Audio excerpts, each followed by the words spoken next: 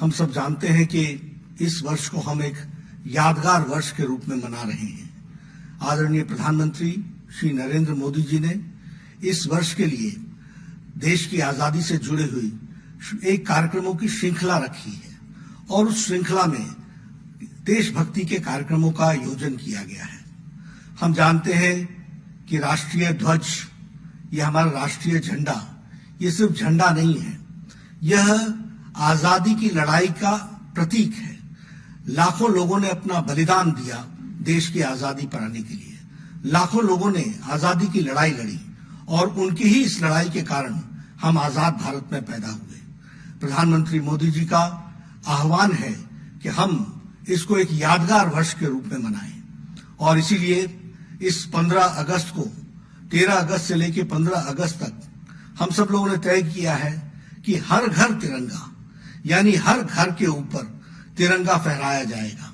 करोड़ों के हिसाब से झंडे की व्यवस्था की गई है, राष्ट्रीय ध्वज की व्यवस्था की गई है। मैं आप सबसे अपील करता हूं कि प्रधानमंत्री जी ने जो देशवासियों से अपील की है उसको ध्यान में रखते हुए हम सब लोग 13 से 15 अगस्त तक अपने अपने छतों पर, अपने अपने घरों में, अपने अपने वरांडे के बाहर, अपने अपने फ्लैट्स के बाहर तिरंगा फहराएं और राष्ट्रीय ध्वज का सम्मान भी बढ़ाएं और देश को एक राष्ट्रीयता की भावना से ओत-प्रोत करते हुए हम इस कार्यक्रम को सफल बनाएं।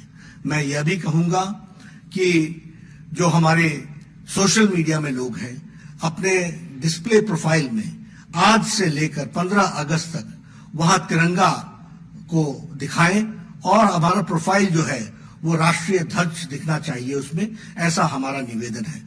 मुझे पूरा विश्वास है कि आप सब लोग इस आजादी के अमृत महोत्सव को एक यादगार वर्ष के रूप में मनाएंगे और देश आजादी की याद भी करेगा और देश राष्ट्रीयता की भावना से ओत-प्रोत होता हुआ कश्मीर से कन्याकुमारी तक तिरंगा ही तिरंगा, इस बात को लेकर के हम चलेंगे, ऐसा मेरा निवेदन है। हम सब जानते हैं कि इस वर्ष को हम एक यादगार वर्ष के रूप में मना रहे हैं।